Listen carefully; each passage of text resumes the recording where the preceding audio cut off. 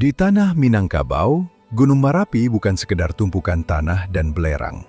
Ia adalah Gunung Gadang, paku bumi yang dihormati. Namun ada satu kisah yang hanya berani dibisikkan oleh para tetua kampung di kaki gunung ketika kabut mulai turun menutupi puncak. Kisah tentang batas tipis antara dunia manusia dan dunia mereka di area Cadas. Alkisah, berabad-abad yang lalu, hiduplah seorang pemuda bernama Malin Sati. Ia dikenal pemberani, ahli silat, namun memiliki satu kelemahan, hatinya dilingkupi kesombongan. Ia tidak percaya pada tambo, kisah lama, dan pantangan-pantangan gunung. Gunung hanyalah tanah tinggi, katanya tertawa. Mengapa harus takut pada suara angin? Suatu hari, Malin Sati memutuskan mendaki Marapi sendirian untuk mencari tanaman obat langka yang konon hanya tumbuh di dekat kawah Verbek. Ia mendaki dengan langkah gagah, mengabaikan ritual minta izin, permisi, yang biasa dilakukan pendaki santun. Hutan tropis yang lebat ia tembus. Namun, keanehan bermula saat ia mencapai batas vegetasi. Titik di mana pepohonan berhenti tumbuh dan berganti menjadi hamparan batu cadas yang tandus dan berpasir. Disinilah letak pintu gerbang yang sesungguhnya. Saat kakinya memijak pasir cadas, langit tiba-tiba berubah warna menjadi jingga kemerahan, padahal matahari masih tinggi. Kabut tebal turun bukan dari atas, melainkan merayap dari celah-celah bebatuan. Di tengah kesunyian yang mencekam itu, telinga Malin Sati menangkap suara.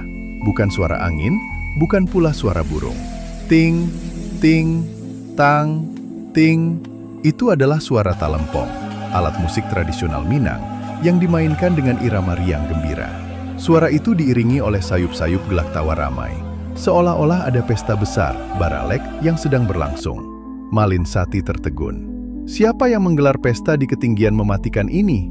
Batinnya. Rasa penasarannya mengalahkan logikanya. Ia mengikuti arah suara itu, menyimpang dari jalur pendakian yang seharusnya. Semakin ia melangkah, kabut perlahan tersingkap. Di depan matanya, hamparan batu cadas yang tandus berubah wujud. Ia tidak lagi melihat batu-batu tajam, melainkan sebuah pasar gadang, pasar besar yang megah.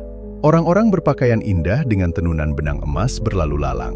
Wangi gulai dan masakan lezat menusuk hidungnya. Seorang wanita cantik parasnya dengan suntiang di kepala melambai padanya. "Marilah Sultan, singgahlah sejenak, kami sudah menanti," ujar wanita itu lembut. Malin Sati yang terpesona melangkah maju. Kakinya hampir menyentuh gerbang pasar itu. Namun, tepat sebelum ia melintas, sebuah auman dahsyat mengguncang dadanya. Graum! Bukan dari depan, tapi dari belakangnya. Malin menoleh dan melihat seekor harimau Sumatera berukuran raksasa, 2 kali lipat harimau biasa, dengan belang yang seolah menyala. Itu adalah Inyak Balang, sosok gaib penjaga Marapi yang merupakan manifestasi leluhur yang menjaga anak cucunya dari kesesatan. Mata Inyak itu menatap tajam, bukan dengan kemarahan buas, tapi dengan peringatan tegas. Tatapan itu seolah berkata, "Pulanglah, itu bukan tempatmu." Ketakutan yang amat sangat menyadarkan Malin Sati. Rasa sombongnya runtuh seketika. Ia sadar, jika ia melangkah masuk ke pasar itu, pasar orang bunian, ia tidak akan pernah kembali ke dunia manusia. Tubuhnya mungkin akan ditemukan membeku di antara bebatuan, namun jiwanya akan terperangkap selamanya dalam pesta abadi di dimensi lain. Dengan gemetar, Malin Sati mundur, memohon ampun dalam hati, dan bersujud ke arah Inyak. Sekejap mata, angin kencang bertiup membawa debu belerang. Malin Sati terbatuk-batuk menutup mata.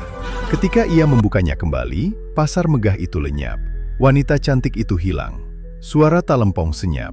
Yang tersisa hanyalah hamparan cadas sunyi yang dingin, batu-batu nisan bisu, tugu abel dan lainnya yang menjadi saksi bisu, dan jejak kaki harimau besar yang perlahan tersapu angin. Sejak saat itu, Malin Sati turun gunung dan berubah menjadi orang yang paling santun. Ia mewariskan pesan ini kepada anak cucunya. Jika kalian mendaki Marapi dan sampai di Cadas, jagalah mulut, jagalah hati. Dan jika kalian mendengar suara talempong di tengah kesunyian kabut, jangan pernah dicari sumbernya. Itu adalah undangan yang tidak boleh kalian penuhi.